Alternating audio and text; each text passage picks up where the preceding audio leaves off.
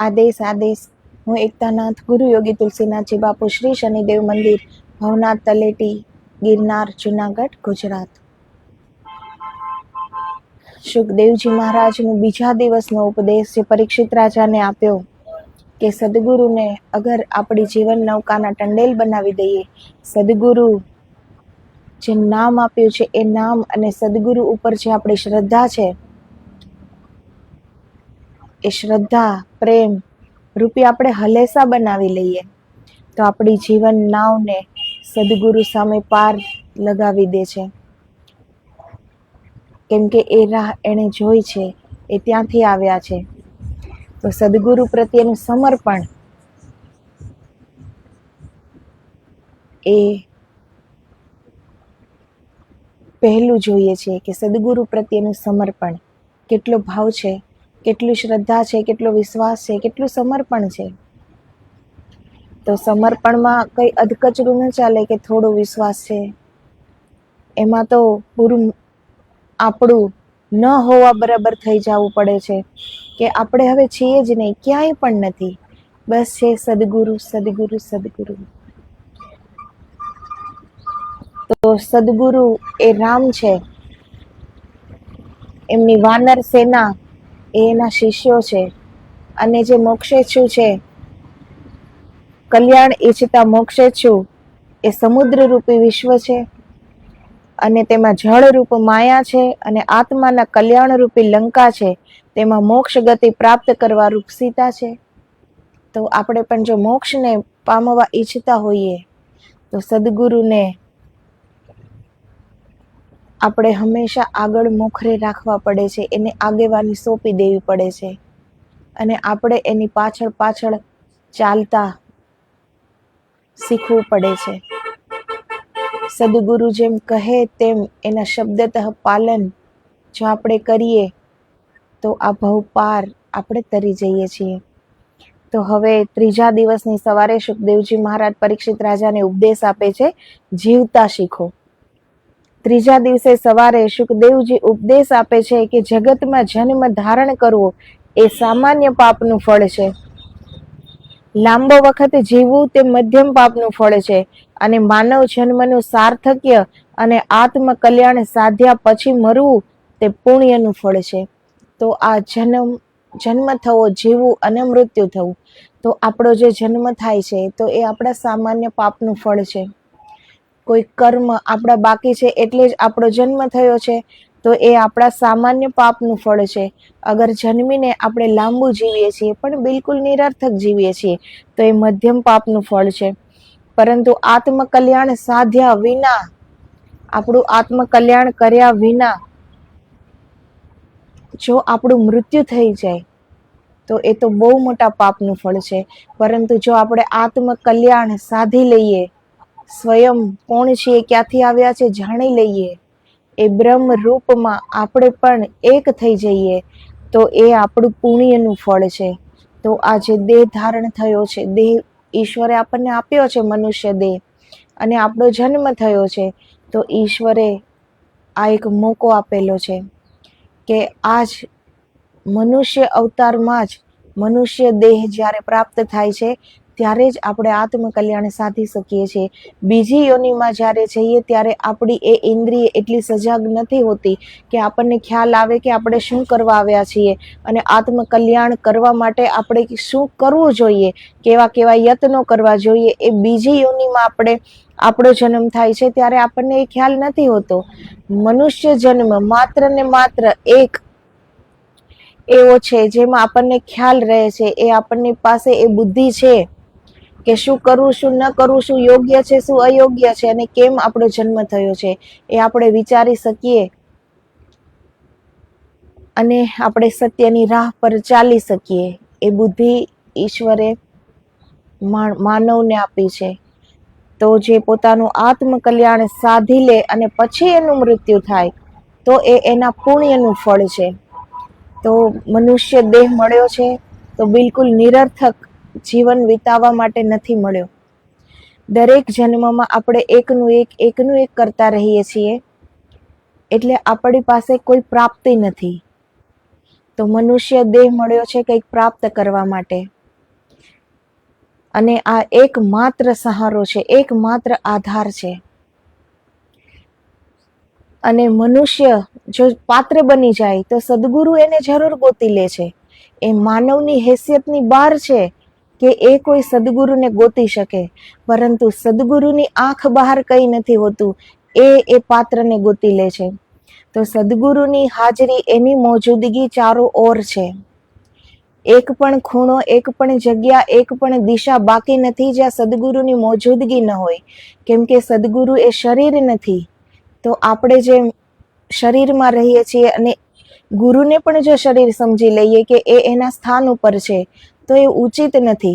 સદગુરુના સ્થાન ઉપર માત્ર ને માત્ર એનું શરીર છે, પરંતુ સદગુરુ વ્યાપક છે, પૂરી સૃષ્ટિમાં, પૂરી બ્રહ્માંડમાં વ્યાપક છે. તો પૂરા બ્રહ્માંડમાં અને પૂરી સૃષ્ટિમાં જો કોઈની સત્તા છે તો એ છે સદગુરુની. સદગુરુ કહે એમ ઈશ્વરને કરવું પડે, પરંતુ ઈશ્વર કહે એમ સદગુરુ ન કરે. તો સદગુરુ માલિક છે, એની સત્તા છે આ સૃષ્ટિ ઉપર. આપણે સંતોની જીવની જ્યારે આપણે વાંચીએ છીએ, સાંભળીએ છીએ આપણા વડીલો પાસેથી, યા ફિર શાસ્ત્રો આપણે વાંચીએ છીએ, તો આપણને ખ્યાલ આવે છે. આપણે એ ઘણીવાર સાંભળીએ છીએ કે જે નસીબમાં નથી હોતું એ ઈશ્વર નથી આપી શકતા, પરંતુ સંત જ્યારે કૃપા કરી દે, સંત જ્યારે કરુણા કરી દે, ત્યારે એ પ્રાપ્ત કરાવી શકે છે. તો એ ઈશ્વરને પણ આપવું પડે છે જે સદગુરુ કહે છે. તો સદગુરુની ઉપર કોઈ સત્તા નથી, સદગુરુ સ્વયં માલિક છે. તો એવા સદગુરુ જ્યારે મળી જાય ત્યારે આપણે સમર્પણ, એના ચરણોમાં સમર્પણ થઈ જવું જોઈએ, કરી દેવું જોઈએ, જો ઉદ્ધાર કરવો હોય તો. નહીતર તો 84 લક્ષ યોની છે, એ આપણે માનીએ કે ન માનીએ, આપણા ન માનવાથી કઈ એ અસત્ય તો થઈ નથી જવાનું, એ સત્ય વાત છે. 84 લક્ષ યોની છે, એમાંથી જ આપણે ફરતા ફરતા આપણા પુણ્ય જ્યારે ઉદય થયો ત્યારે આપણને મનુષ્યનો દેહ પ્રાપ્ત થયો. મનુષ્યના દેહમાં ઈશ્વરે આપણને એ ઇન્દ્રિયો આપી, એ બુદ્ધિ આપી કે આપણે એ વિચારી શકીએ, કંઈક પ્રાપ્ત કરી શકીએ, જ્યાંથી આવ્યા છીએ ત્યાં પાછા જઈ શકીએ. પરંતુ આપણે જો પાછું એવું જ પશુવત જીવન જીવીને જતા રહેશું, તો પછી ખ્યાલ નથી કે ક્યારે આ માનવ દેહ પાછો પ્રાપ્ત થાય. તો જ્યારે આ દેહ મળ્યો છે તો એની હર પલનો સદુપયોગ કરીએ, હર પલ જીવનની સત્યની રાહ પર ચાલીએ. સદગુરુ શું કહે છે એનો શબ્દતઃ અમલ કરીએ, એના વચનનું પાલન કરીએ. ગુરુ જેમ પણ હોય, ગુરુ જેવા પણ હોય, એ એના શિષ્યને હંમેશા સત્ય બતાવે છે. એ એના શિષ્યને કઈ ચોરી, લૂંટફાટ, પાપ, વ્યભિચાર નહીં શીખવે. ગુરુને અગર પરમાત્મા ઉપલબ્ધ નથી છતાં પણ એ એના શિષ્યને તો સાચી રાહ જ બતાવશે ને.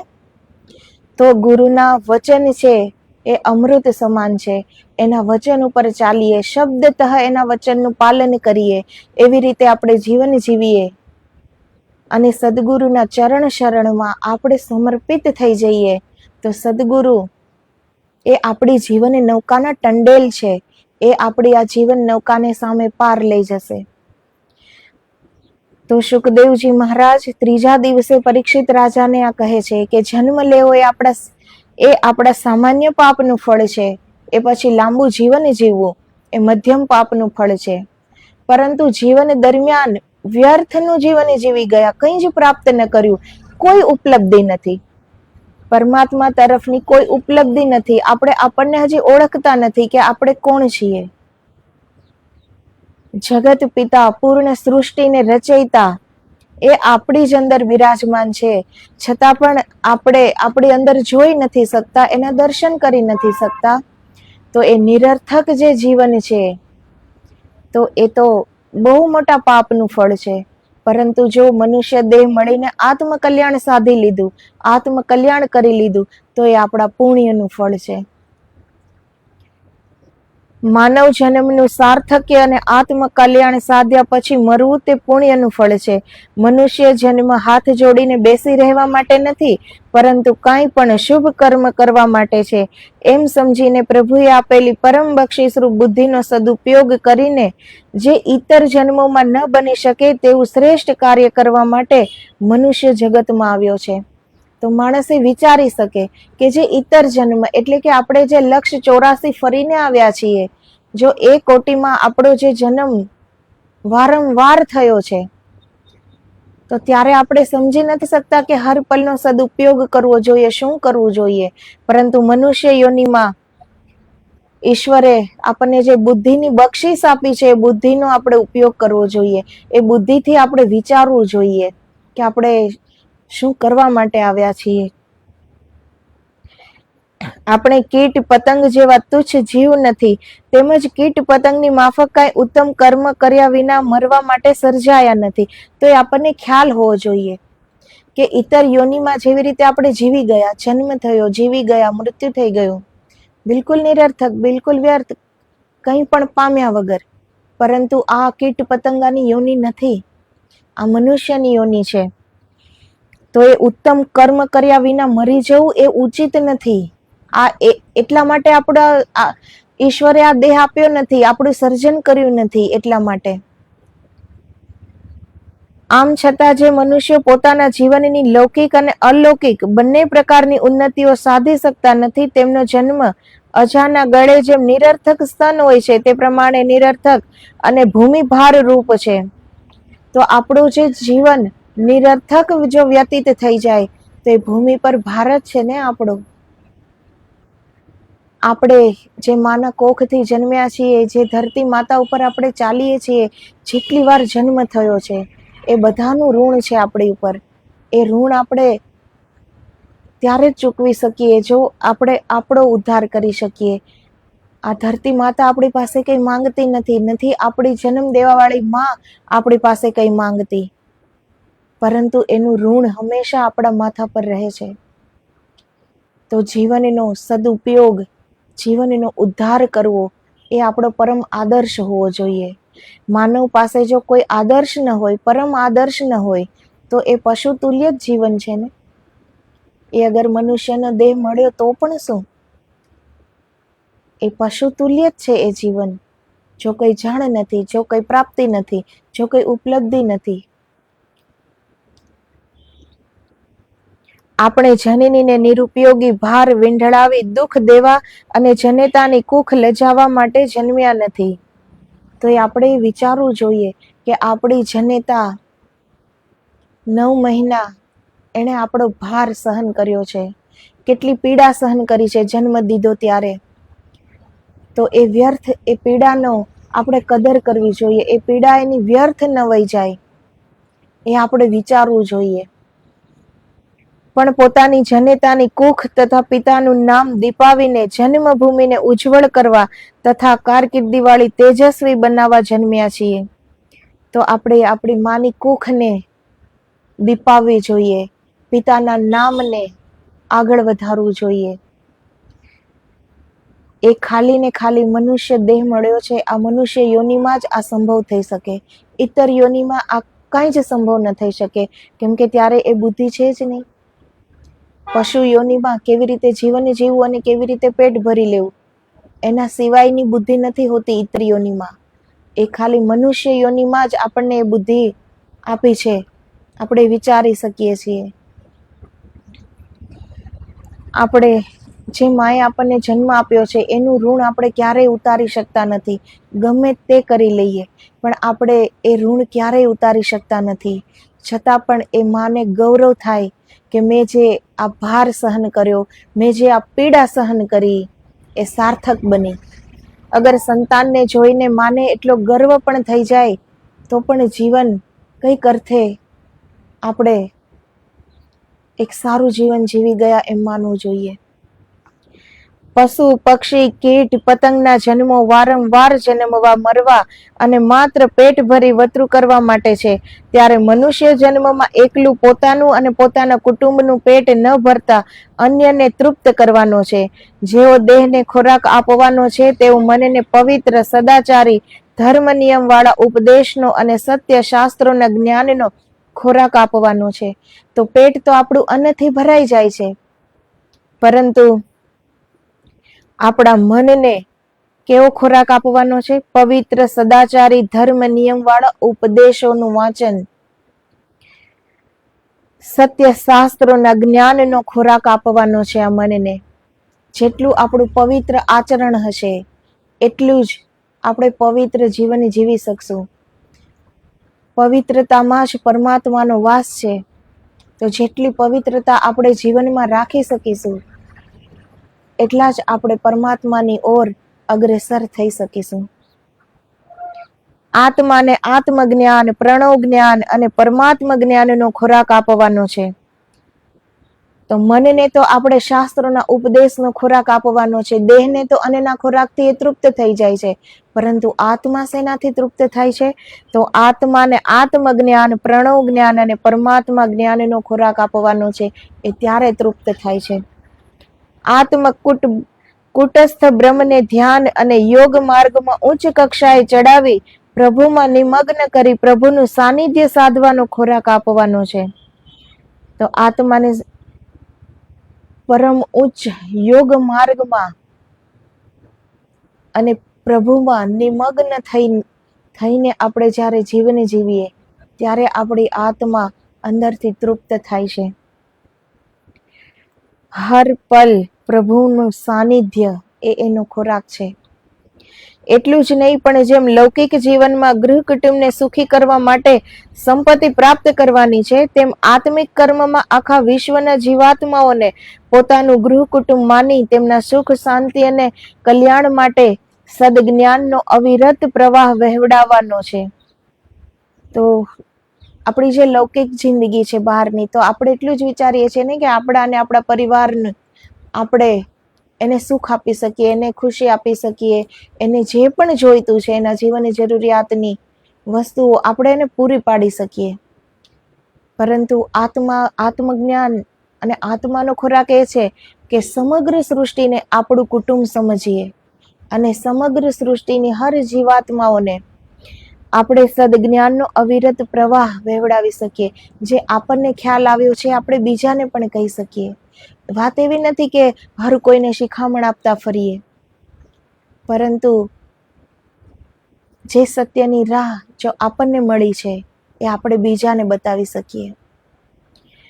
જેમ જગતમાં જીવવા માટે શરીરની તંદુરસ્તી રાખવાની છે, તેમ તેથી વધારે આધ્યાત્મિક કર્મમાં જીવવા માટે મનની, ચારિત્ર્યની અને બ્રહ્મ ભાવનાની આત્મિક તંદુરસ્તી રાખવાની છે.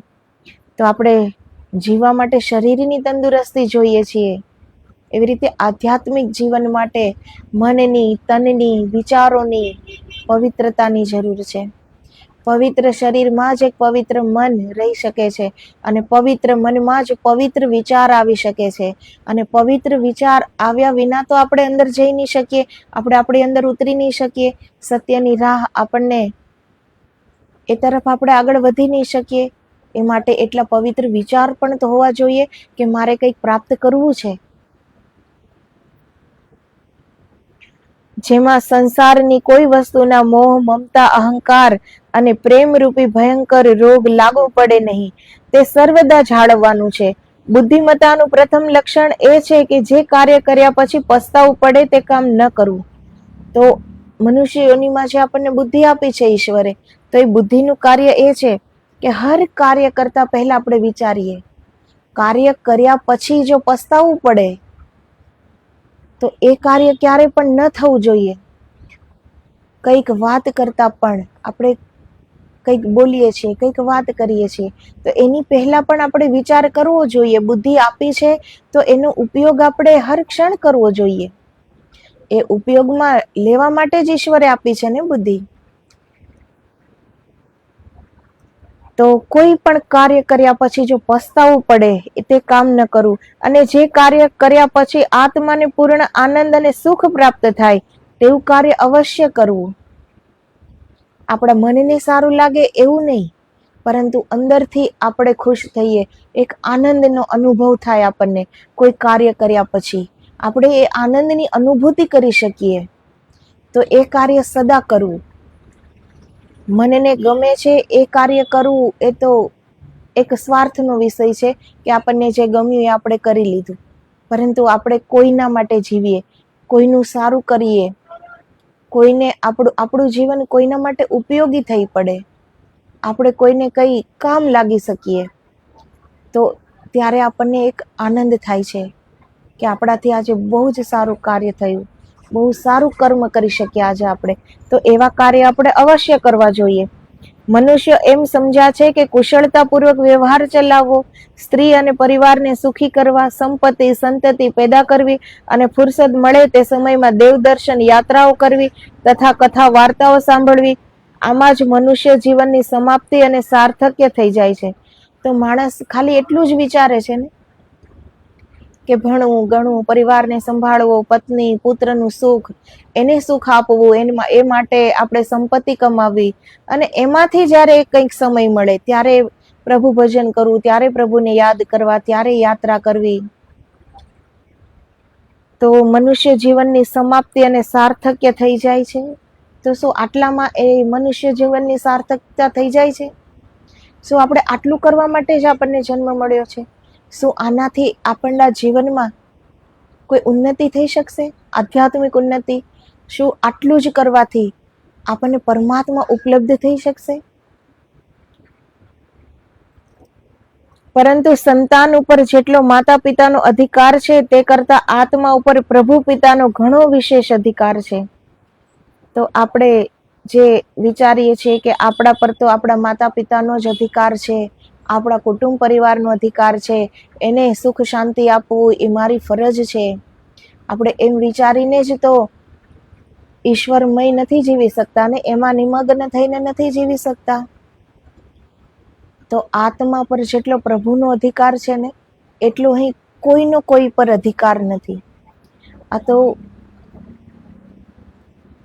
પૂર્વજન્મમાં જે પણ કર્મ આપણાથી થયા છે એ કોની પાસેથી આપણે લેવા આવ્યા છીએ, કોને દેવા આવ્યા છીએ.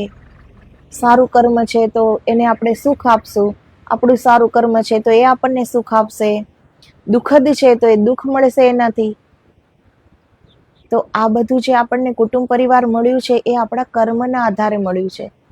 પરંતુ આત્માનો અને પરમાત્માનો જે સંબંધ છે, આત્મા પર જે પરમાત્માનો જે અધિકાર છે એ તો સનાતન સત્ય છે, એ આપણે ઝુટલાવી ન શકીએ. તો આત્મા ઉપર પ્રભુ પિતાનો ઘણો વિશેષ અધિકાર છે, કેમ કે પ્રભુ ગર્ભવાસમાં બાળકનું રક્ષણ પોષણ કરે છે, જન્મ ધરતા મૃત્યુ ન થાય તેવી રીતે બચાવે છે, અને જન્મ્યા પછી પોષણ માટે માતાના શરીરમાં દૂધની સગવડ કરે છે. ઘરમાં, માર્ગમાં, નિંદ્રામાં સ્વરક્ષણ માટે આપણે અસમર્થ હોઈએ તો પણ તે રક્ષણ કરે છે. તે પ્રભુ દયા કૃપાના હકના બદલામાં મનુષ્ય પાસે કામ, ક્રોધ, લોભ, મોહ, મદ, મત્સર જેવા ષડ રિપુઓથી યુક્ત મોહાંધ કે વિષયાંધ જીવન આચરણ માંગતા નથી. તો ઈશ્વર આપણને આટલું બધું આપે છે. ઈશ્વરે આપણને એના જેવી જ એક કૃતિ બનાવી મનુષ્યની, એના જેટલી ઈશ્વરમાં શક્તિ છે ને એટલી જ મનુષ્યમાં શક્તિ છે. 9 મહિના ગર્ભમાં ઈશ્વરે આપણી રક્ષા કરી, જન્મ લીધો ત્યારે માતાને કેટલી પીડા થાય છે. એક એ નવું જીવન છે માતાનું, તો એમાં પણ એણે માતાની અને સંતાનની રક્ષા કરી. જન્મ લીધા પછી જ્યાં જ્યાં આપણે આપણું રક્ષણ નથી કરી શકતા ત્યાં ત્યાં ઈશ્વરે આપણું રક્ષણ કર્યું. તો એના બદલામાં આપણે આપણા જીવનમાં આ જે ષડ રીપુ કીધા છે, જે કામ, ક્રોધ, લોભ, મોહ, મદ, મત્સર, તો આપણે પૂરી જિંદગી એક મોહાંધ થઈને, એક વિષયાંધ થઈને જીવીએ છીએ. તો એ પરમપિતા પરમાત્માને કેટલું દુઃખ થતું હશે. શું એ એટલા માટે આટલો ભોગ આપે છે? હર પલ આપણે અંગ સંગ રહે છે, આપણું રક્ષણ કરે છે, આપણું પોષણ કરે છે. આ પચાવવા વાળું કોણ છે? આપણે તો જે ભાવ્યું એ જમી લીધું, એને પચાવે છે કોણ? એ ઈશ્વર જ પચાવે છે. તો એના બદલામાં જેણે જીવન આપ્યું, જેણે આટલી પૂંજી આપી, જેણે અંદર એક દિવ્ય પ્રકાશ આપ્યો, એ ખુદ અંદર બિરાજમાન થઈને રહ્યા, તો બદલામાં એ જીવન આપણે કેવું જીવવું જોઈએ? તો એ જીવનમાં આ જે ષડ રીપુ છે, જે આપણા આ 6 પ્રકારના દોષો છે, જેનાથી આપણું જીવન ક્યારેય પણ ઉન્નતિ પામવાનું નથી. એ નીચે અને નીચે જ ગીરતું જવાનું છે.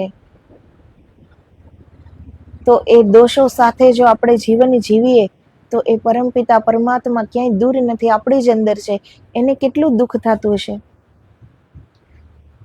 કે આ માટે આનું સર્જન થયું છે, આ માટે આને મનુષ્ય બનાવીને મેં એક મોકો આપ્યો છે.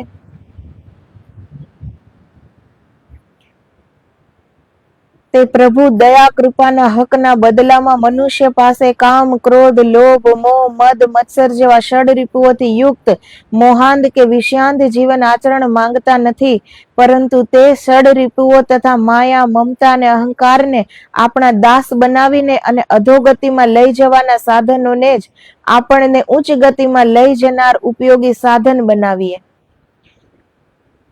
તો જે આપણી અંદર દોષો છે, આપણને નીચે, બહુ નીચે પાડી દે છે, એ ગિરાવી દે છે આપણને. તો એ સાધનોથી ઉપર ઉઠીને એને મિટાવીને આપણે આગળ વધીએ, ઉન્નતિના માર્ગને પસંદ કરીએ. ઉચ્ચ ગતિમાં જે લઈ જાય એવા સાધનો આપણી પાસે જો હોય, એવો આચાર હોય, એવો વિચાર હોય, એવું વર્તન હોય, એવું જીવન હોય, તો કોણ રોકી શકે ઉન્નતિના માર્ગને? તેમજ આપણા જીવનમાંથી લૌકિક હર્ષ, શોક, સુખ, દુઃખ, આનંદ, જ્ઞાની દૂર થાય તેવું વ્યવહાર પટુતા સહિત આત્મિક કળા કૌશલ્ય વાળું ઉચ્ચ જીવન આચરણ માંગે છે. તો ઈશ્વર ઉચ્ચ જીવન એ આવું આચરણ માંગે છે. હર સુખ, દુઃખ, પીડા, શોક, આનંદ એ બધી સ્થિતિમાં આપણે ક્ષમતા સાધી શકીએ. આપણી અંદરથી એક જ સ્થિતિમાં આપણે રહી શકીએ. સુખ છે તો પણ એ જ સ્થિતિ છે, દુઃખ છે તો પણ એ જ સ્થિતિ છે. જીવનમાં કોઈ પણ તુફાન આવી જાય, ગમે તેટલો ઝંઝાવાત આવી જાય જીવનમાં, પણ આપણા મનની સ્થિતિ બદલે નહીં, એક જ રહે, સમાન રહે, સમ રહે. એવું જીવન ઈશ્વર ઈચ્છે છે આપણી પાસે. જેઓ આવું ઉચ્ચ જીવન જીવ્યા પછી પોતાની તમામ વૃત્તિઓને તથા સર્વ પ્રકારના ભાવોને પ્રભુમાં સમર્પણ કરી દે છે, તેના આત્મ ઉપાસન અને વ્યવહાર પ્રભુ સ્વયં ચલાવે છે. તો આપણે આવી સારી રીતે ઉચ્ચ પ્રકારનું જીવન જીવીએ અને પછી ઈશ્વરમાં આપણે સમર્પિત થઈ જઈએ, ઈશ્વરના ચરણે આપણને સ્વયંને આપણે સમર્પિત કરી દઈએ, તો પછી આપણું જીવન એ ઈશ્વર ચલાવે છે. પછી આપણું જીવન પછી આપણે છીએ જ નહીં, તો પછી એ કોઈ પણ કર્મ આપણે કરીએ એ ઈશ્વર કરાવે છે. પછી એ કર્મ આપણને લાગુ નથી પડતું. આપણે છીએ જ નહીં તો આપણે શું કરી શકીએ? પછી પૂર્ણ સમર્પણ. પછી ઈશ્વર ચલાવે છે, અને જેને ઈશ્વર ચલાવે છે એના હાથે કયું દુષ્કર્મ થવાનું પછી? તેથી દુઃખનો કે શોકનો કોઈ ભય રહેતો નથી. તો જેનું જીવન જ ઈશ્વર ચલાવે છે, હવે પોતે કઈ છે જ નહીં. અગર આપણે છીએ તો સુખ છે ને દુઃખ છે ને, પણ આપણે જ નથી. જેવી રીતે એક મૃતદેહ પડેલો છે, એને પછી કયું સુખ છે ને કયું દુઃખ છે? એ મૃતદેહને ફૂલોથી શણગારો તો એને સુખ નથી મળતું, એને જલાવી દો તો એને દુઃખ નથી થતું, કેમ કે એ છે જ નહીં. તો એવી રીતે આપણે સ્વયંને સમર્પણ કરી દીધા પછી આપણે ક્યાંય છીએ જ નહીં, તો પછી સુખ દુઃખનો પ્રશ્ન જ નથી ઉઠતો ને. છતાં જો દુઃખ આવે તો તે કંઈ પણ અસર કરતું નથી. તમે સંસારના પૂરા અનુભવી છો, મારા કરતા વધારે સમજો છો, માટે પૂછું છું કે શું તમે સંસારમાં સુખી છો? તો સુખદેવજી મહારાજ પરીક્ષિત રાજાને પૂછે છે, કેમ કે સુખદેવજી મહારાજ તો સંસારમાં રહ્યા નથી, એ કુટુંબ પરિવારમાં રહ્યા નથી, એ તો એકાંતમાં રહ્યા છે. ગુરુ બૃહસ્પતિને ત્યાં રહ્યા છે, પરંતુ એ એકાંતમાં રહ્યા છે. તો સુખદેવજી મહારાજ પરીક્ષિત રાજાને કહે છે કે તમે આ સંસારમાં રહ્યા છો, તમને એનો વધારે અનુભવ છે. કોઈ અનુભવ સાંસારિક જીવનનો યા માતા પિતાના સાથે રહેવાનું એ સુખદેવજીને તો પ્રાપ્ત થયું નથી, તો એને એ અનુભવ નથી. તો એ કહે છે કે આ કોઈ જ અનુભવ મને નથી સંસારનો. પણ તમને એ અનુભવ છે. તો હું તમને પ્રશ્ન પૂછું છે કે શું તમે સંસારમાં સુખી છો? શું તમારી પત્ની તમારી આજ્ઞાકારી છે? શું તે તમારા માટે પૂર્ણ લાગણી રાખનાર, વફાદાર અને આજ્ઞાપાલક છે? શું તમારા પુત્ર પુત્રીઓ તમને સુખ શાંતિ આપે તેવા છે, આજ્ઞા પાળે તેવા છે, તમારી સેવા કરે તેવા છે, દુઃખમાં ભાગીદાર થાય તેવા છે, તમારા ઉપકારનો બદલો વાળે તેવા, પિતૃભક્ત, સદાચારી અને કુળ કીર્તિને અજવાળે તેવા છે? તો પ્રશ્ન પૂછે છે એને કે આટલી તમારી પત્ની સદાચારી, વફાદાર, આજ્ઞાપાલક છે, પુત્રો પુત્રી આજ્ઞાપાલક છે, તમારા સુખમાં સુખી, તમારા દુઃખમાં દુઃખી તેવા છે? શું એના કર્તવ્યનું પાલન દ્રઢ રીતે કરે છે? શું તમને ધન, સ્થાવર જંગમ, મિલકતો, સંપત્તિ, વૈભવ અને વાહનો સુખ આપે છે? તમે સંપત્તિ અને દ્રવ્ય માટે રાત દિવસ ઝૂરો છો, છતાં શું તેનાથી ઈચ્છિત સુખ મળે છે?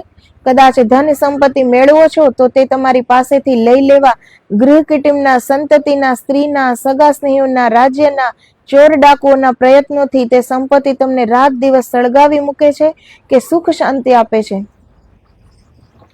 તો સુખદેવજી મહારાજ પરીક્ષિત રાજાને કહે છે કે આ તમે રાત દિવસ જે સંપત્તિ પ્રાપ્ત કરો છો, જે સંતતિ માટે જ કરો છો ને, કે મારા સંતાનોને ઉપયોગમાં આવે, મારા પરિવારને ઉપયોગમાં આવે, તો એ સંપત્તિ તમને શું સુખ આપે છે? શું ઈચ્છિત સુખ આપે છે?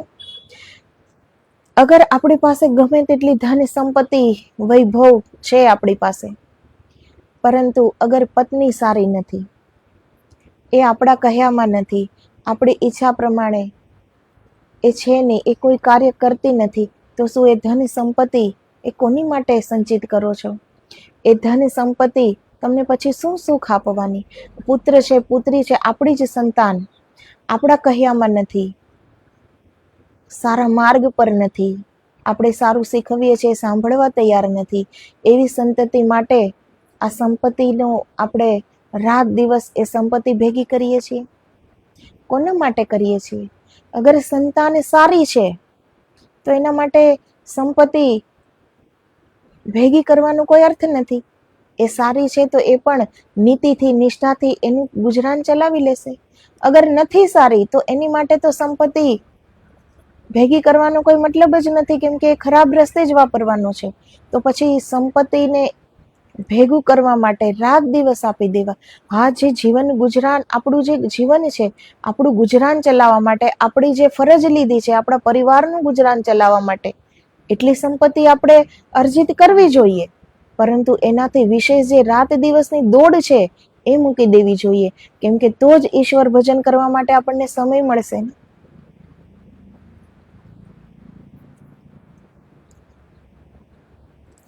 શું તમને ધન સંપત્તિ મેળવતા, વધારતા અને જાળવતા ચિંતાતુર ઉદ્વિગ્ન નથી રાખતી? શું તે મનની અને આત્માની શાંતિને નથી સળગાવતી?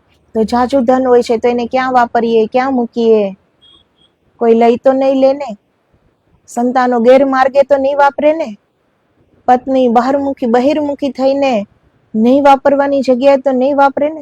એ બધું દુઃખ ઊભું જ હોય છે ને જ્યાં જાજુ ધન હોય છે ત્યાં. શું તમે ઉપરથી હસીને, સારા કપડાં પહેરીને વાહનમાં બેસો છો, પરંતુ તમારું હૈયું છાના આંસુ નથી સારતું? હું ધારું છું કે તમે ધન સંપત્તિથી કંટાળો છો, છતાં તેના ઉપર તમને એટલો બધો મોહ લાગ્યો છે કે તેને છોડવાની તમે હિંમત કરી શકતા નથી. જો તમને સંસારમાં સુખ જણાતું ન હોય તો આ ખોટી ધમાલી છોડીને પ્રભુચરણ શરણમાં પરમ સુખની શોધ શા માટે નથી કરતા? તો આ સંસાર છે તો એ સંસાર એક આઈનો છે. અગર સંસારમાં આપણને બધું સુખ મળી જાત તો આપણે ઈશ્વરનું ચરણ શરણ ક્યારેય આપણે એ પકડત? ક્યારે આપણે એ ઈશ્વરની ખોજમાં નીકળત? ક્યારે આપણે એ પરમ આનંદની ખોજ, એ પ્યાસ આપણી અંદર જાગત? જો અહીં જ બધું સુખ મળી જતું હોત તો. પરંતુ આ સંસાર એટલે જ છે કે એમાંથી આપણે શીખવાનું છે કે આપણે જેના માટે દોડીએ છીએ, જેના માટે રાત દિવસ એક કરી દીધા, જેના માટે આપણે માટે કોઈ સમય જ નથી નીકાળતા, ઈશ્વર ભજન માટે પણ આપણી પાસે સમય નથી. શું એ સમય આવીએ તમારો સાથ દેશે? આપણને આપણા કર્મ અનુસાર જે શારીરિક પીડાઓ થાય છે, જે માનસિક પીડાઓ થાય છે, શું એનું ભાગીદાર કોઈ છે? આપણું કુટુંબ પરિવાર કદાચ આપણી પાસે પણ બેઠો હોય તો શું એ આપણી પીડા લઈ લેશે? એ પીડા તો આપણને જ થવાની છે ને, એ આપણે જ ભોગવવાની છે. તો અહીં કર્મનું સંગાથી કોઈ નથી, તો પછી બીજાઓ માટે આપણે આપણું કર્મ એને આપણે શું કામ બગાડીએ? સાચું ખોટું કરીને આપણે આપણા માટે જે ધન સંપત્તિ અર્જિત કરીએ છીએ એનું કર્મ તો આપણને જ લાગવાનું છે ને. જે કરે છે એને જ લાગવાનું છે.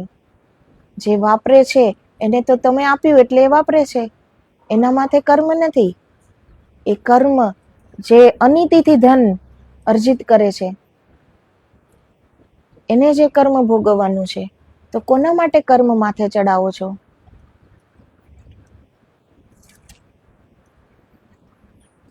જ્યારે ઇન્દ્રિયોનો ભોગવટો ઓછો કરતા કરતા ભોગ છૂટી જશે તે જ વખતે તમારામાં પરમ આદર્શ જાગૃત થશે. આત્માના દ્વાર અને મોક્ષ દ્વાર ખુલી જશે. જ્યારે ગડપણ આવે છે, બધી ઇન્દ્રિયો શિથિલ થઈ જાય છે ને, ત્યારે જ તો બધી સમજણ આવે છે કે જે રૂપનો, જે રંગનો, જે જુવાનીનો મોહ કર્યો, ગુમાન કર્યું, 4 દિવસની જુવાની હતી, થોડી શક્તિ પાસે હતી, તો એ શક્તિનું અભિમાન કર્યું, એ શક્તિમાં ન કરવાના કાર્યો કર્યા, એ શક્તિના અભિમાનમાં કેટલાયના અપમાન કર્યા કે જાણે હું તો આવો ને આવો શક્તિવાન રહેવાનો છું, આવો ને આવો રૂપવાન રહેવાનો છું. પરંતુ જ્યારે વૃદ્ધાવસ્થા આવે છે ત્યારે દરેક ઇન્દ્રિયો શિથિલ પડી જાય છે, શરીર કુરૂપ બની જાય છે, ચામડી લટકી જાય છે, રંગ રૂપ બધું જતું રહે છે. ત્યારે સમજાય છે. પછી એ પરમ આદર્શ જાગૃત થાય છે કે શા માટે જન્મ મળ્યો હતો. પરંતુ પછી શું? પછી સમય હોતો નથી, પછી કઈ કરવા માટે પણ ઉર્જા પણ નથી શરીરમાં. પછી કહીએ કે 100 માળા કરવી છે તો એટલો હાથ ચાલશે, પછી હાથ દુખવા લાગશે. પછી કહીએ કે 3 કલાક ધ્યાનમાં બેસવું છે તો બેસી શકાશે, પછી તો પગ, કમર, હાથ, પગ, પૂરું શરીર દુખતું હોય છે ને પછી તો વૃદ્ધાવસ્થામાં. તો પછી નથી શરીર સાથ આપતું, નથી મન સાથ આપતું, નથી કે ઇન્દ્રિયો સાથ આપતું, પછી પાસે કંઈ જ નથી હોતું. આપણા માટે આપણાને સમય પણ નથી હોતો. આપણે જેની માટે પૂરી જિંદગી વ્યર્થ કરી નાખી એ પણ આપણી પાસે નથી હોતા, કેમ કે એની પણ એક અલગ જિંદગી હોય છે. આપણી પાસે કંઈ જ નથી હોતું. ત્યારે આત્માના દ્વાર અને મોક્ષ દ્વાર ખુલી જશે, તે સિવાય કંઈ જ થશે નહીં. જેમ નાનું બાળક આંગળીને સ્તનપાન સમજી ચૂસ્યા કરે છે, કિંતુ તેમાંથી દૂધ આવતું નથી, તો પણ બાળક અલ્પમતીથી આંગળી ચૂસવામાં આનંદ માને છે. આપણે જોયું જ હશે, બાળક આંગળી ચૂસે જાય છે ને, એ આંગળીને એના માનું એવું સમજે છે કે હું સ્તનપાન કરું છું, તો એ ભ્રમમાં આંગળી ચૂસે જ જાય છે, ચૂસે જ જાય છે. તો શું એમાંથી દૂધ આવે છે કઈ આંગળીમાંથી? એ તો આંગળી જ છે ને. તો એ બાળકની અલ્પમતી છે, અત્યારે એને ખ્યાલ નથી એટલે આંગળી ચૂસે છે.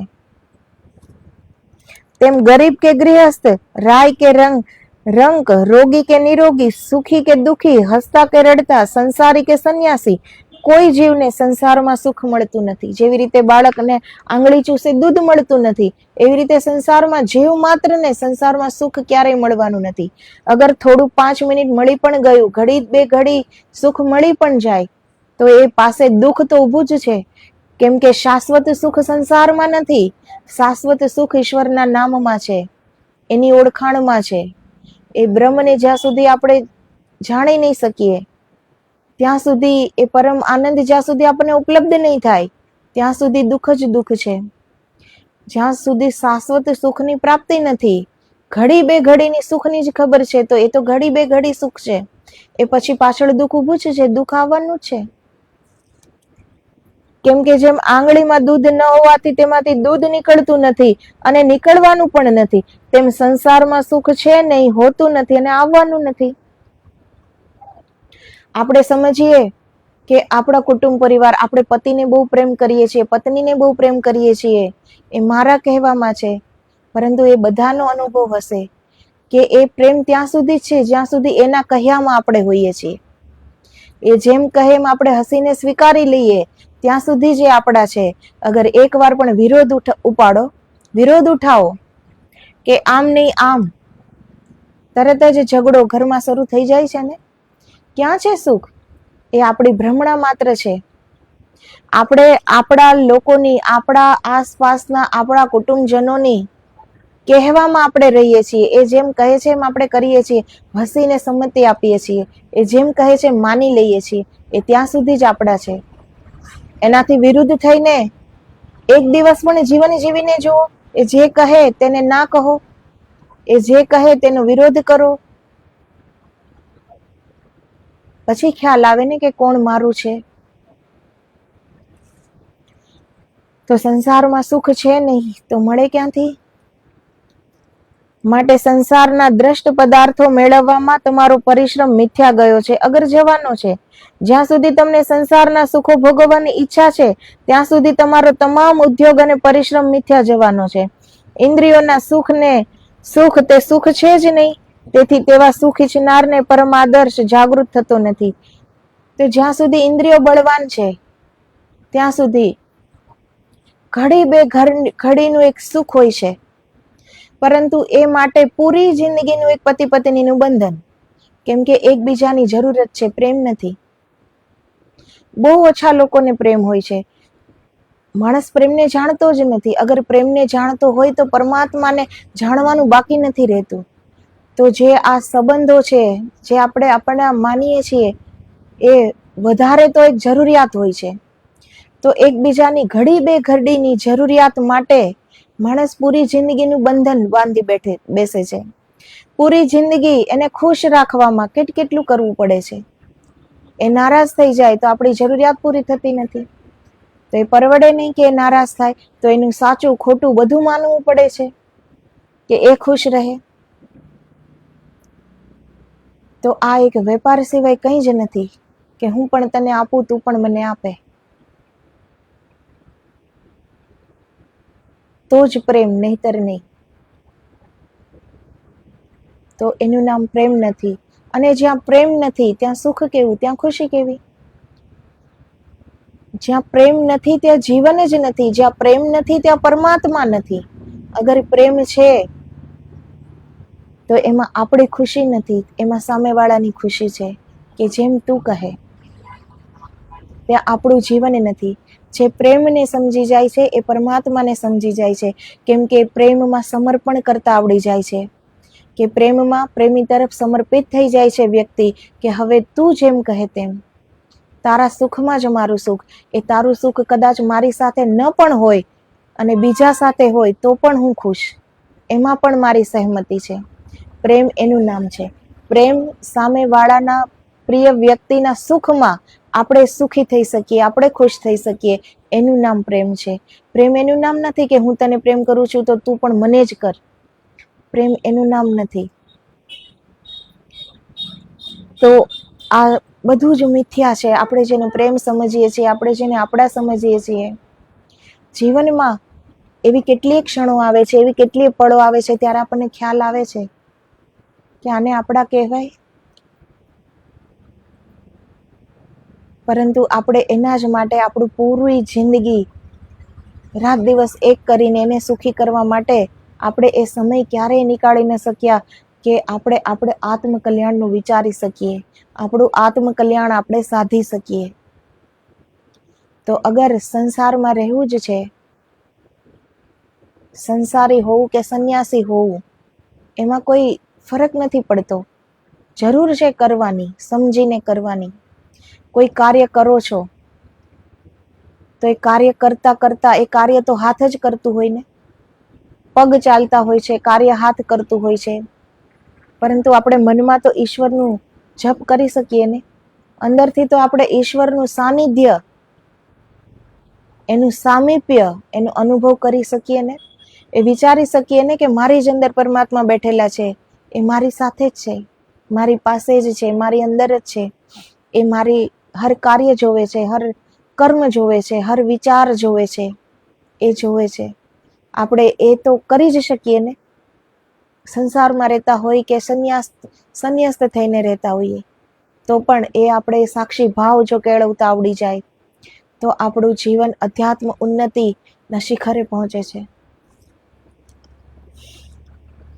તેથી તેવા સુખ ઈચ્છનારને પરમ આદર્શ જાગૃત થતો નથી.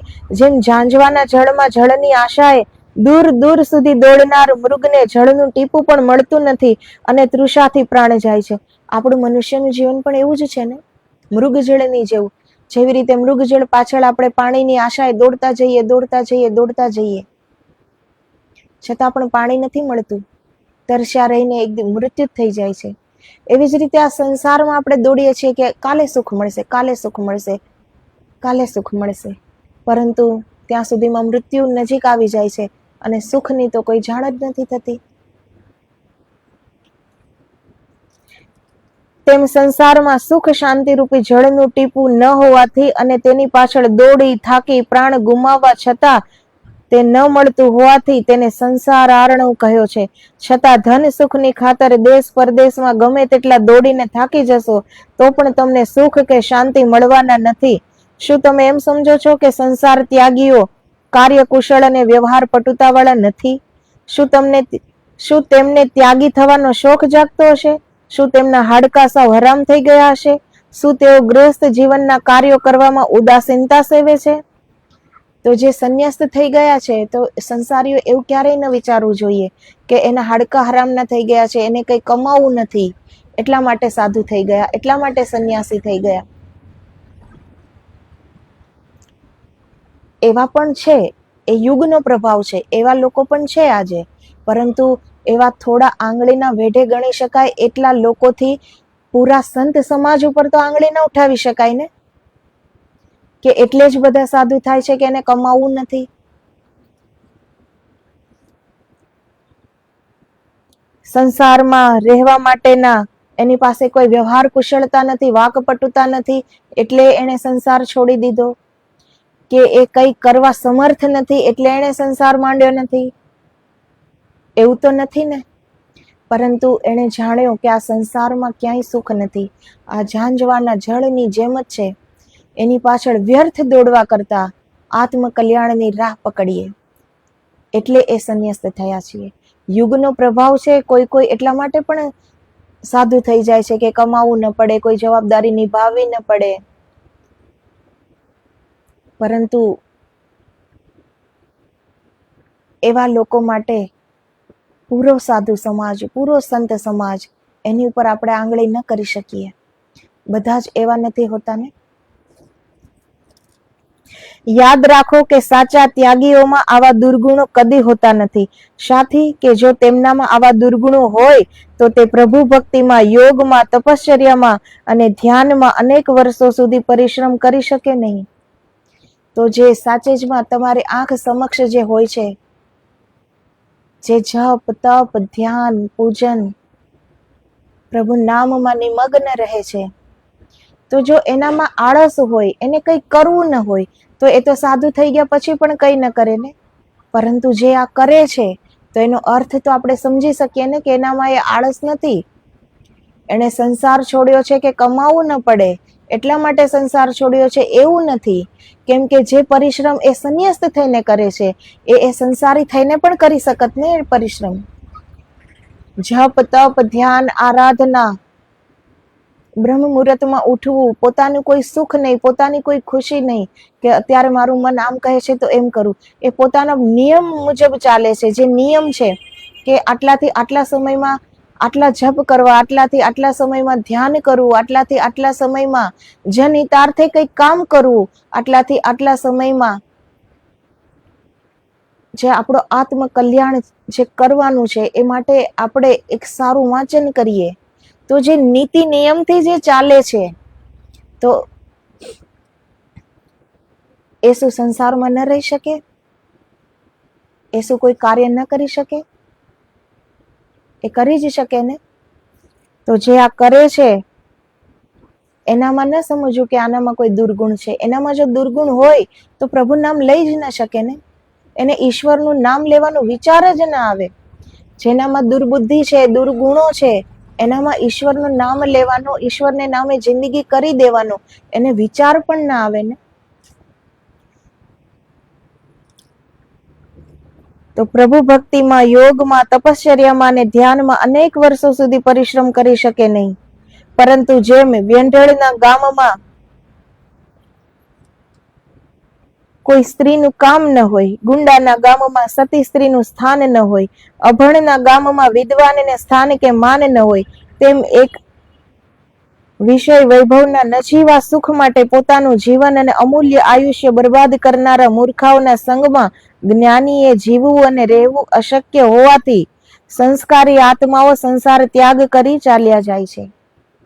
જેવી રીતે મૂર્ખાઓનું ગામ છે આખું, એમાં અગર એક વિદ્વાન આવી જાય, મહાપંડિત આવી જાય, વિદ્વાન આવી જાય, વેદ શાસ્ત્રનું અધ્યયન કરવા વાળો આવી જાય, તો એની શું કઈ કદર થાય?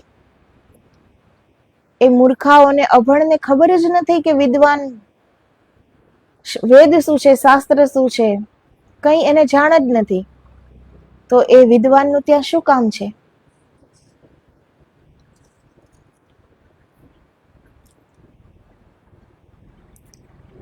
તો જ્યાં જેની જરૂરત ન હોય, જ્યાં જેનું માન નથી, સન્માન નથી, એવા જીવનમાં વૈભવ વિલાસ કરીને જીવનને વ્યર્થ બગાડી મૂકવું, અને જે એ જીવનને વ્યર્થ કરતા હોય છે એવાનો સંગ ક્યારેય ન કરવો જોઈએ. તો એ સંગ દોષ પણ લાગે છે. જેની સાથે આપણે રહીએ એવું ધીરે ધીરે આપણામાં પણ એના દૂષણો આપણી અંદર આવી જ જાય છે. તો એ સંગ, એવો સંગ ક્યારેય ન કરવો. જેના જીવનમાં દૂષણો છે એવાનો સંગ ક્યારેય ન કરવો. તો પછી મૂર્ખાઓના સંગમાં એક જ્ઞાની કેવી રીતે રહી શકે? એટલે પણ એને સંસાર ત્યાગ કર્યો હોય ને. તો એ આપણે વિચારવું જોઈએ. હર સાધુ સંતને એમ ન માનવું જોઈએ કે આને કંઈ કામ કરવું નથી, આનામાં વ્યવહાર કુશળતા નથી, આને કોઈ જવાબદારી ઉઠાવવાનું ભાન નહીં હોય એટલે એણે આ સંસાર ત્યાગ કર્યો હશે. પરંતુ એણે આ સંસારની અસારતાને જાણી, એણે જાણ્યું કે આમાં ખોટી વ્યર્થ દોડીને હું ક્યાંય નહીં પહોંચી શકું, એટલે એણે પ્રભુ નામનું શરણ લીધું. એટલા માટે એ સંન્યસ્ત જીવનમાં આવ્યો. તો મૂર્ખાઓના સંગમાં જ્ઞાનીએ જીવવું અને રહેવું અશક્ય હોવાથી સંસ્કારી આત્માઓ સંસાર ત્યાગ કરી ચાલ્યા જાય છે. જેમ નર્કના કીડાને નર્કમાં જ સુખ અને આનંદ દેખાય છે, તેથી તે નર્કની બહાર નીકળવા ઈચ્છતો નથી, તેમ તમારી બુદ્ધિઓ સંસાર રૂપી નરકાગારમાં આસક્ત થઈ ગઈ હોવાથી તમે તેમાંથી બહાર નીકળવા ઈચ્છતા નથી. સંસારમાં જો તમને સુખ મળતું નથી, મળવાની કોઈ ખાતરી નથી, અને કદાચ મળે તો તેને ભોગવવા જેવું તમારું લાંબુ આયુષ્ય કે જીવવાની ખાતરી નથી, તો આ સંસારમાં માણસને સુખ મળવાની કોઈ ખાતરી તો નથી. અને અગર સુખ મળ્યું છે તો આપણે કોઈ અજર અમર નથી કે આપણે હંમેશા એ સુખ આપણી પાસે જ રહેવાનું છે. જે આવ્યું છે એ જવાનું છે, આપણે પણ આવ્યા છે તો જવાનું છે. તો સુખ તો આવીને જાય જ છે ને. તો સુખ આવે છે, થોડી વાર દુઃખ આવે છે, સુખ આવે છે, દુઃખ આવે છે. એના કરતા ક્યારેય દુઃખ આવે જ નહીં એવા પરમ સુખની ઉપલબ્ધિ કેમ ન કરીએ? એવા પરમ સુખની ખોજ કેમ ન કરીએ? તો આપણને ખબર જ નથી કે સુખ મળશે કે નહીં, ખુશી મળશે કે નહીં. અગર મળી છે તો આપણે કેટલું જીવશું એ પણ ખબર નથી. એ સુખ ભોગવવા આપણે જીવતા રહેશું કે નહીં એ ખબર નથી. એવા સુખની પાછળ આપણે પૂરી જિંદગી બગાડીએ એના કરતા ઈશ્વર ભજનમાં આપણે એ જિંદગીને તારી ન દઈએ.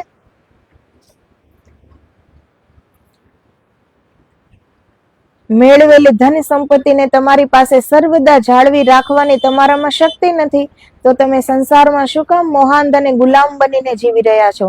જો વિષયનું સુખ ભોગવ્યા પછી કાયમી તૃપ્તિ મળતી ન હોય, તેનો આનંદ સર્વદા ટકી રહેતો ન હોય, તો એક સ્ત્રી રૂપમાં શા માટે ડૂબી રહ્યા છો? તો એક સ્ત્રીમાં વિષયાંધ થઈને, મોહાંધ થઈને, અગર એ સ્ત્રીથી તમને એકવાર પણ તૃપ્તિ થઈ નથી, તો તમને પૂરી જિંદગી એ સ્ત્રીના મોહમાં રહીને જીવનને શું કામ વ્યર્થ બગાડવું જોઈએ? એ સ્ત્રીને એક ઘડી બે ઘડીની ખુશી માટે એ સ્ત્રીના તમે કેટલા નખરા ઉઠાવો છો? એ જેમ કહે એમ કરો છો, એને ખુશ રાખવાની કોશિશ કરો છો, એના માટે ધન સંપત્તિ અર્જિત કરો છો,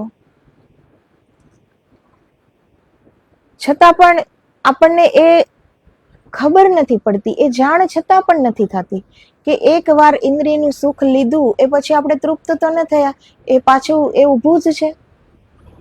તો પછી એ આપણને એ ખબર પડવી જોઈએ ને કે ઇન્દ્રિયોમાં કોઈ સુખ નથી, આ સંસારમાં કોઈ સુખ નથી. પતિને લાગે છે પત્નીમાં સુખ છે, પત્નીને લાગે છે પતિમાં સુખ છે, પતિ પત્નીને લાગે છે સંતતિમાં સુખ છે, પણ કોણે મેળવ્યું? એ ક્યાંય સુખ નથી. જો તમને જીવંત જીવનમાં સુખ મળતું નથી તો મૃત્યુમાં સુખ ક્યાંથી મળશે? સંસારમાં લૌકિક સુખની પ્રાપ્તિ પ્રારબ્ધાધીન છે, ત્યારે આત્માની સદગતિ પરમ પુરુષાર્થને આધીન છે. તો સંસારમાં આપણને સુખ પ્રાપ્ત થવું ન થવું એ આપણા પ્રારબ્ધને આધીન છે. આપણે જે કર્મ કરીને આવ્યા છીએ એ પ્રમાણે કર્મના આધાર પર આપણને સુખ દુઃખ ખુશી શોક બધું પ્રાપ્ત થશે. એમાં આપણું નથી ચાલતું, એ આપણા કર્મના આધાર પર, એ પ્રારબ્ધ પહેલા લખાઈ ચૂક્યું હોય છે, તો એ પ્રારબ્ધને આધીન છે. પરંતુ આત્માની સદગતિ માટે તો એ તો આપણા પરમ પુરુષાર્થને આધીન છે ને. આપણને માનવ દેહ મળ્યો છે તો એ આપણા પરમ પુરુષાર્થ, એ આપણે કરવો જ જોઈએ આપણે આત્માના કલ્યાણ માટે, એને આધીન છે, આપણા પુરુષાર્થને આધીન છે. કે જો આપણે એ પરમ આદર્શને જીવી ગયા, એ પરમ આદર્શ આપણા જીવનમાં છે, એ દ્રઢ સંકલ્પ છે, અને આપણે એ તરફ દોડી ગયા અને પરમાત્મા ઉપલબ્ધ થઈ ગયા, તો એ આપણા પુરુષાર્થને આધીન છે. માટે લૌકિક ફળો પ્રારબ્ધને સોંપો અને અલૌકિક મોક્ષ ફળ પૂર્ણ પુરુષાર્થ કરીને પ્રાપ્ત કરો. તો જે લૌકિક ફળ છે એની ચિંતા ન કરો કે આ ધન સંપત્તિ હું આ મેળવી છે તો હું એને ક્યાં વાપરીશ, કેવી રીતે કરું, શું કરું, કેટલું કરું, મારા કુટુંબ પરિવાર માટે હું કેટલું કરું. તો એ મન બુદ્ધિને શાંત રાખો. જે ફરજમાં છે કે કુટુંબ પરિવારનું ગુજરાન ચલાવવાનું છે, ચલાવો. જે કામ કરવાનું છે એ આપણે કામ કરીએ નીતિથી, નિષ્ઠાથી, કે બીજું કર્મ ન ચડે. સદમાર્ગે ધન સંપત્તિ અર્જિત કરો, પરિવારનું ગુજરાન ચલાવો, એમાં કંઈ ખોટું નથી. પરંતુ રાત દિવસ એના જ વિચારો કરવા, એમાં જ રચ્યા પચ્યા રહેવું સંસારમાં, એ ન કરવું જોઈએ. કેમ કે આપણે આપણું આત્મકલ્યાણ પણ સાધવાનું છે. કુટુંબ પરિવારના ગુજરાન ચલાવવાની સાથે સાથે આપણે આપણું આત્મકલ્યાણ સાધવાનું છે. કુટુંબ પરિવાર તો આપણે છીએ તો પણ ચાલે છે, અને આપણે નહીં હોઈએ તો પણ ચાલવાનું છે. આપણા હોવાથી બધું નથી, એ તો ઈશ્વરના હાથમાં છે, ઈશ્વર ચલાવે જ છે. તો જે લૌકિક ફળ છે એ પ્રારબ્ધને સોંપવું જોઈએ, કે જેમ નસીબમાં છે એમ થાય છે, એ પ્રારબ્ધ પહેલા લખાઈ ચૂક્યું છે. પરંતુ અવલૌકિક જે મોક્ષ ફળનું પૂર્ણ પુરુષાર્થ, એ પૂર્ણ પુરુષાર્થ કરીને આપણે પ્રાપ્ત કરવો જોઈએ. જે મોક્ષ સુધી આપણે જવું હોય તો આપણે પૂર્ણ પુરુષાર્થ કરવો જોઈએ. પારસમણી રૂપી મનુષ્ય જન્મને ધૂળમાં નરક દોડો. તો આ પારસમણી જેવો આપણને મનુષ્ય દેહ મળ્યો છે, એ અવતાર મળ્યો છે, ઈશ્વરે બુદ્ધિ આપી છે, એનો સદુપયોગ કરીએ. આપણી પાસે વેદ શાસ્ત્ર ઉપનિષદ પુરાણો છે, આપણી પાસે સદગુરુ છે આપણા, એ આપણને કહે છે, ચેતાવે છે, એ પ્રમાણે આપણે જીવન જીવીએ. આ મનુષ્ય જીવનને ધૂળની જેમ નરક દોડીએ, વ્યર્થનું ન કરી દઈએ, પરંતુ કંઈક પ્રાપ્તિ કરીએ. મોક્ષ એ આપણી મંજિલ છે. એ મોક્ષની પ્રાપ્તિ આપણે આપણા પરમ પુરુષાર્થથી કરી શકીશું. એમાં કઈ પ્રારબ્ધ, એમાં કઈ ઈશ્વર ઈચ્છશે તો થશે, એમાં એમ ન કહેવાનું હોય. કેમ કે ઈશ્વર તો ઈચ્છે જ છે, એટલે આપણને મનુષ્ય અવતાર આપ્યો છે. એની ઈચ્છા તો છે જ, એટલે તો આપણને આ મોકો આપ્યો છે. હવે જરૂર છે પુરુષાર્થની, પરમ પુરુષાર્થની. તો આપણે આળસને છોડીએ અને આ મનુષ્ય દેહને સાર્થક કરીએ, જીવનને સાર્થક કરીએ, પરમ આદર્શને વરીએ, ગુરુ વચન પર ચાલીએ, અને મુક્તિનો માર્ગ પ્રશસ્ત કરીએ. કે આપણે એક કરી જશું તો કેટલાક કુળને તારી જાય છે એક સંતાન. તો આપણે પણ આપણી માનું એ ઋણ, આ ધરતી માતાનું ઋણ, આપણા પરિવારનું ઋણ, આપણા માતા પિતાનું ઋણ થોડે અંશે ચૂકવી શકીએ. તો આદેશ. જય ગિરનારી, જય ગુરુદેવ.